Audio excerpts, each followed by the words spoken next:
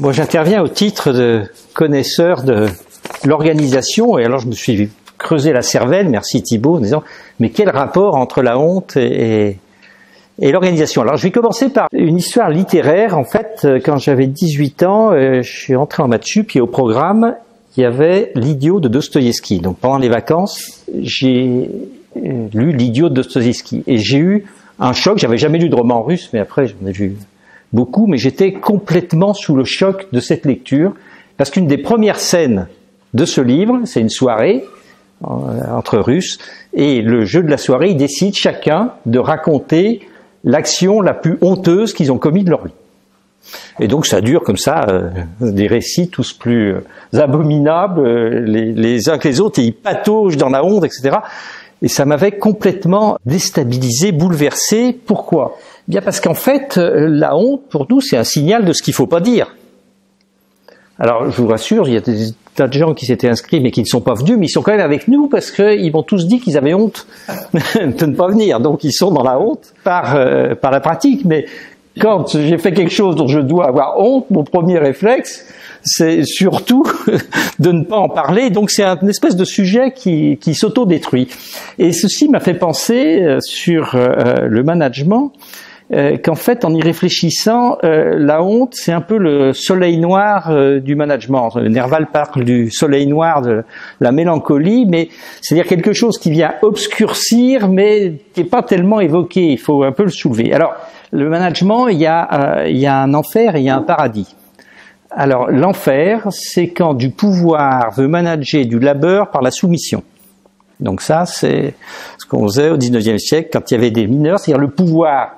Je veux absolument obtenir que quelqu'un fasse un labeur, c'est-à-dire il va pas du tout définir la façon dont il travaille, et pour ça, je vais pas hésiter à utiliser un rapport de force pour obtenir la soumission. Bon, ça c'est l'enfer, et on nous explique que c'est ce dont il faut absolument sortir. Mais pour aller vers quel paradis?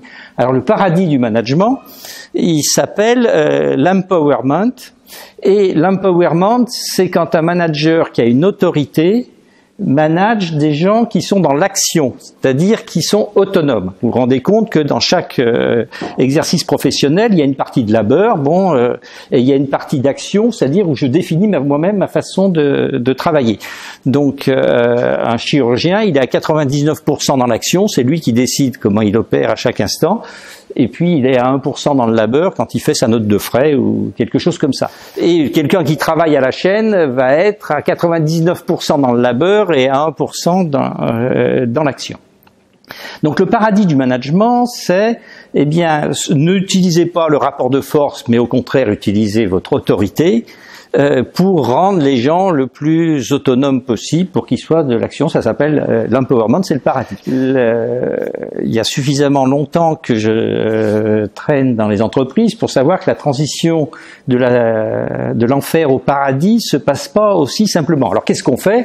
On dit aux gens qui sont managés, c'est très simple, il faut que vous soyez plus autonome, que vous développiez vos capacités d'action, et puis on dit aux managers, non, il ne faut pas que vous soyez dans le rapport de force, dans l'exercice brutal du pouvoir, il faut que vous fassiez grandir les gens avec votre autorité. D'ailleurs, autorité, ça vient du mot latin augere, qui veut dire faire grandir. Donc, finalement, on explique. Dans le monde, souvent, ça se passe pas très bien, comme s'il y avait une ombre sur cette transition. En fait, il y a une double ombre. Quand quelqu'un est autonome et dans l'action, en fait, souvent le pouvoir a du mal. Imaginez, je dis le chirurgien il est complètement autonome, mais imaginez le problème du directeur d'hôpital qui doit manager un chirurgien. Dès qu'il lui dit quelque chose, l'autre il lui dit non mais tu sais opérer, toi, tu vas m'expliquer la vie. Imaginez que je suis le patron des pilotes d'Air France et que je dis au pilote, je veux le manager, il va me dire, mais attends, quand il y a un problème, là, les 350 vies, c'est toi qui m'as aidé à atterrir, donc tu vas pas m'expliquer mon affaire. Autrement dit, dans l'univers professionnel, très souvent, le manager n'a pas d'autorité parce que l'autorité est professionnelle. La légitimité pour un chirurgien, c'est de savoir opérer. C'est pas d'avoir des galons. Donc pour un chirurgien, le directeur d'hôpital n'a aucune autorité. Donc, qu'est-ce qu'il fait le manager qui n'a pas cette légitimité, il en a honte bien sûr, il peut pas le dire, etc. Donc la honte va faire qu'il va manager, non pas dans l'empowerment, mais dans l'évitement. C'est-à-dire, comme je ne peux rien lui dire, le plus simple, c'est de ne rien dire. Donc c'est en fait du non-management, je fais semblant d'être chef et vous faites semblant d'être salarié, mais en fait il n'y a pas de relation. Et ceci est lié au fait que le manager a honte de son absence de légitimité, parce que la légitimité doit être professionnelle. Donc premier soleil noir, si je puis dire. Mais il y en a un deuxième, c'est quand un patron qui a une réelle légitimité, une réelle autorité, va vouloir transformer le labeur en action, c'est-à-dire rendre les gens autonomes. Et là, il y a le problème, c'est qu'il y a des gens qui se disent « je ne suis pas capable d'être autonome ». Et ils ont honte. Mais surtout, il ne faut pas le dire. Donc, comment ils vont compenser ça? Par du dévouement. Oui, chef, mais si j'ai pas pris d'initiative, c'est parce que vous m'en avez pas donné l'ordre. Et là, vous rentrez dans un problème, c'est-à-dire on va multiplier le dévouement pour ne pas entrer dans l'action, mais pour pas être pris en faute par l'autorité qui dit mais agis, mais non, moi je suis pas forcément capable. Donc, en fait, pour passer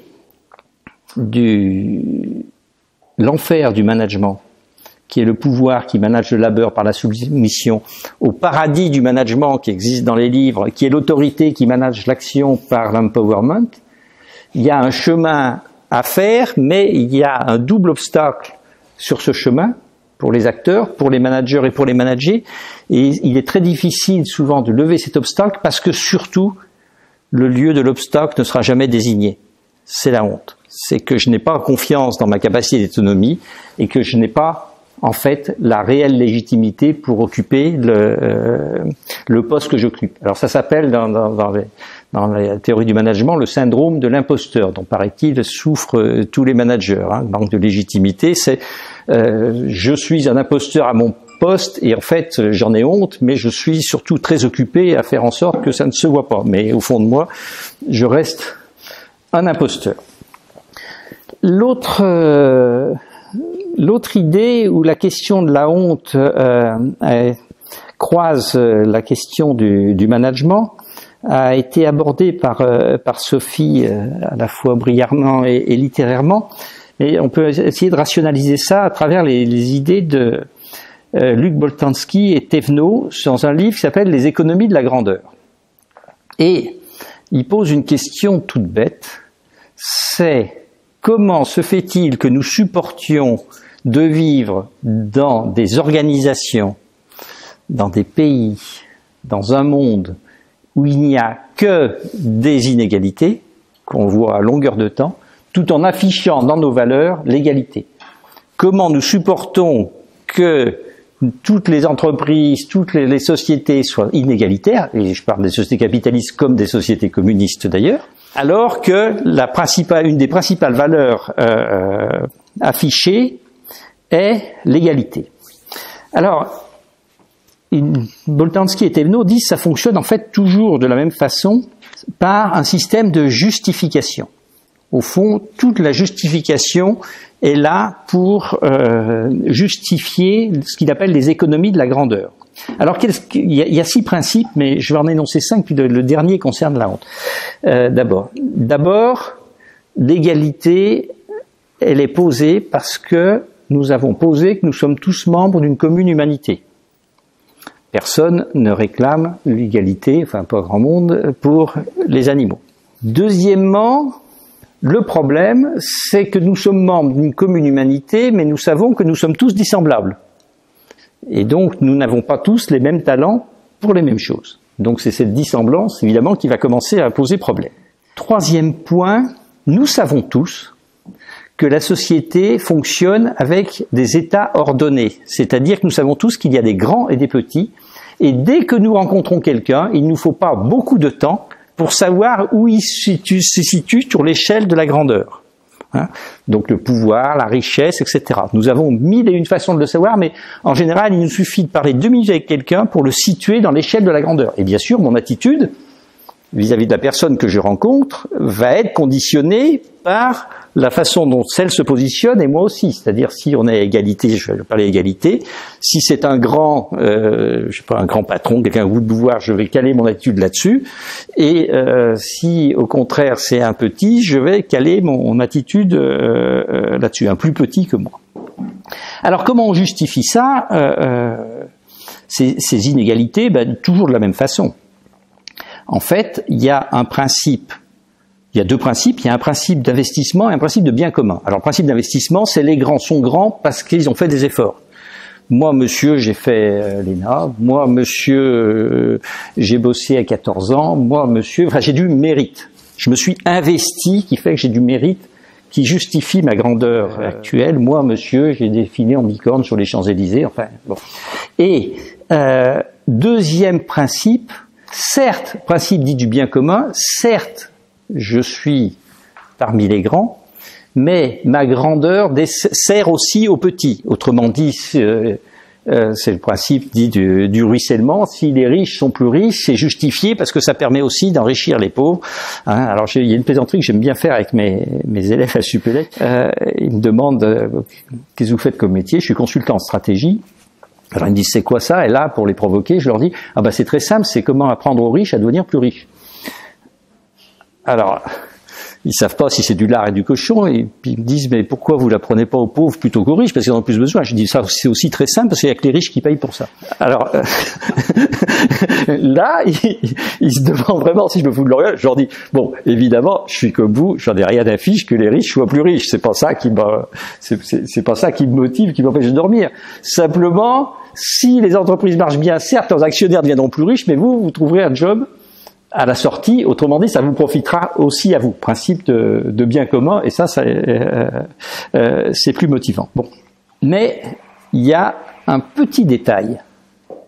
Il y a un petit détail qu'ajoute Boltanski et Thévenot, et qui est pas souvent respecté dans les organisations, qui est que nous avons tous droit à une commune dignité. Sinon, l'inégalité devient difficile à supporter. Or, ce que renvoient les organisations, c'est justement quelque chose de très différent. Nous n'avons pas tous droit à une commune dignité. Alors, il y a plus d'une vingtaine d'années, j'avais écrit un livre avec Bertrand Martin, qui était un chef d'entreprise qui avait sauvé une entreprise qui était perdue, elle devait disparaître, faire faillite, etc. Et il m'avait raconté une histoire. Voilà, le premier jour, donc il est dans l'usine et puis à midi et demi, il va à la cantine. Et quand il sort de la cantine, le délégué CGT lui dit « Vous venez de révolutionner cette entreprise. » Qu'est-ce que j'ai fait pour révolutionner cette entreprise? Et le délégué CGT lui dit « C'est la première fois qu'un directeur mange à la cantine. » C'est juste la première fois qu'un directeur mange à la cantine. Autrement dit, le fait que les directeurs ne mangeaient pas à la cantine avec le reste du personnel, mais allaient manger au restaurant, faisait qu'ils ne les considéraient pas, c'est comme ça qu'ils le ressentaient, comme faisant partie d'une commune dignité. Et à partir de là, effectivement, sentiment de honte, blocage. Donc, Sophie nous l'a fort bien montré. Dès que je ne me sens pas dans une commune dignité ou une égalité de dignité, eh bien effectivement, il y a un sentiment de honte qui va en quelque sorte bloquer le fonctionnement. J'avais assisté à des réunions de grands patrons dans mon jeune temps, dans ce qui s'appelait le CNPF, qui est devenu le MEDEF. Alors par parenthèse, c'était des grands chefs d'entreprise. Je ne sais pas si vous savez ce qu'on appelle en France un grand chef d'entreprise. C'est un chef de grande entreprise. Et cette confusion sémantique n'est pas sans intérêt. Hein. C'est-à-dire que le grand chef d'entreprise, en fait, est un chef de grande entreprise. Autrement dit, la grandeur passe par transsubstantiation, bien sûr, de l'entreprise, de l'organisation à son chef. C'est intéressant, ce qui évidemment est complètement contraire à cette idée de commune ou d'égalité de dignité. Et j'avais remarqué justement pour revenir sur la nuance entre chef de grande entreprise ou grand chef d'entreprise, que dans les réunions au MEDEF, le temps de parole des individus était proportionnel au chiffre d'affaires de leur entreprise. Donc, s'il y avait bien un principe de grandeur, mais ce qui voulait dire qu'autour de la table, ils n'étaient pas à égalité de dignité et ils le savaient. Bon, voilà, tout ce que je voulais dire, c'est que finalement, notre défi à tous dans les organisations pour coopérer, c'est d'assurer une commune dignité dans la dissemblance. Ce qui ne va pas de soi. Dès que nous sommes un groupe qui travaille, qui coopère, etc., nous sommes tous dissemblables. Et d'assurer une commune égalité de dignité dans la dissemblance, je crois que c'est un défi que je vais transmettre à l'honorable Thibault, parce que maintenant vous aurez droit à un vrai intervenant philosophe.